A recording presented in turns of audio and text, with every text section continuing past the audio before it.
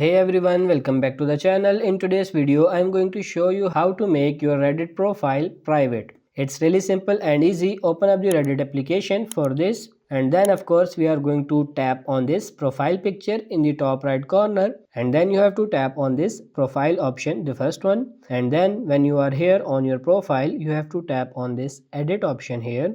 And when you are here, you have to scroll down and you can see this content visibility option.